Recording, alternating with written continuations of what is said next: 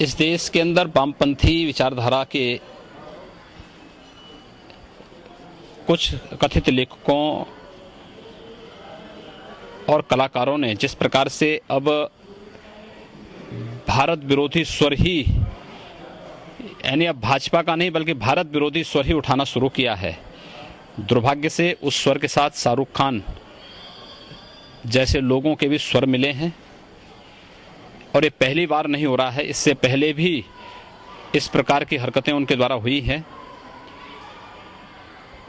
शाहरुख खान को इस बात को याद रखना चाहिए कि अगर इस देश का बहुसंख्यक समाज उनकी फिल्मों का बहिष्कार कर देगा तो एक आम मुसलमान की तरह उनको भी सड़कों पे भटकना पड़ेगा। मुद्दों पर, तथ्यों पर बात होनी चाहिए। भारत के अंतर्राष्ट्रीय छवि को खराब करने की जो अंतर्राष्ट्रीय साजिशें हो रही हैं, उस साजिश से सबको बचना चाहिए। और अगर कोई इस प्रकार की साजिश किसी व्यक्ति या किसी पार्टी को निशाना बनाने के लिए पूरे देश को या बहुसंख्यक समाज को, दुनिया का सबसे सहिष्णु समाज को, ये तो हिंदू समाज है, उस हिंदू समाज को बदनाम करने के लिए कोई इस प्रकार के षड्यंत्रों में शामिल है तो उसकी सामूहिक निंदा होनी चाहिए, उसका सामूहिक बहिष्कार भी होना चाहिए।